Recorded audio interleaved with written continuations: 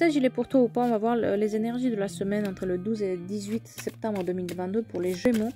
D'abord, les énergies générales. Qu'est-ce qui s'oppose et quel est le dénouement de la situation? Alors, l'énergie générale, ça va être de pouvoir changer quelque chose, mais en profondeur. C'est-à-dire qu'il y a un nouveau départ, un renouveau pour vous.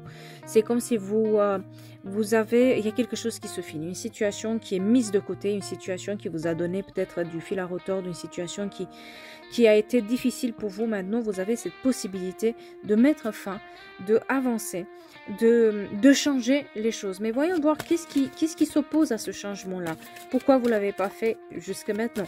Qu'est-ce qui vous fait peur pour le faire? Ce qui vous fait peur, c'est de faire travailler un tout petit peu votre subconscient. Le voyage ici, on a la lune. La lune reflète toutes ces choses qu'on a enfuies et qu'on ne veut pas les voir en face.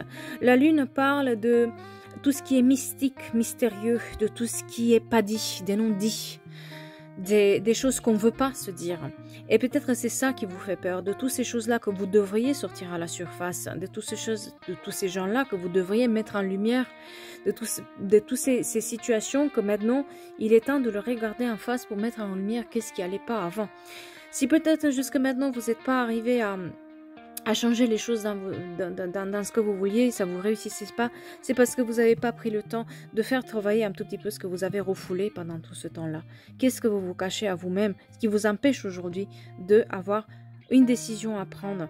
Qu'est-ce qui vous fait mal à tel point que vous ne pouvez pas rompre un cycle mauvais, vous ne pouvez pas vous détacher d'une personne, vous ne pouvez pas aller de l'avant et avoir un renouveau dans votre vie. Et c'est peut-être ces choses-là que vous avez enfuies dans votre tête, c'est peut-être ces détails-là qui font mal. Et du fait de ne pas affronter ce qui vous fait mal, vos peurs, vos angoisses, votre estime de soi, vos valeurs, etc., telles que vous ne les travaillez pas, vous allez rester un tout petit peu. C'est là la clé, en fait. Ce qui s'oppose à cette fin et renaissance, c'est vraiment le fait de prendre le temps et de se détacher d'une situation qui est un peu douloureuse, peut-être. Et quel est le dénouement? C'est d'agir, de prendre le temps, de voir comment vous pouvez agir, de vraiment maintenant prendre le temps de réfléchir et agir pour pouvoir avoir un renouveau dans votre vie. Vous voulez cette fin, vous voulez que les choses s'arrêtent et que d'autres choses puissent arriver dans votre vie. Là, il est vraiment dans cette situation-là, il est vraiment temps d'agir sur vous, sur ce qui ne va pas, de se dire les choses.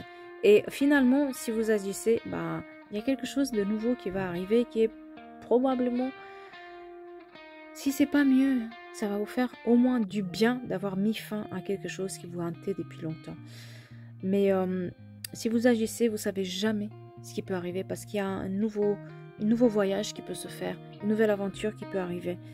Peut-être des gens qui vont venir vers vous parce que justement vous avez pris le courage à deux mains et vous avez mis fin à toutes ces situations-là.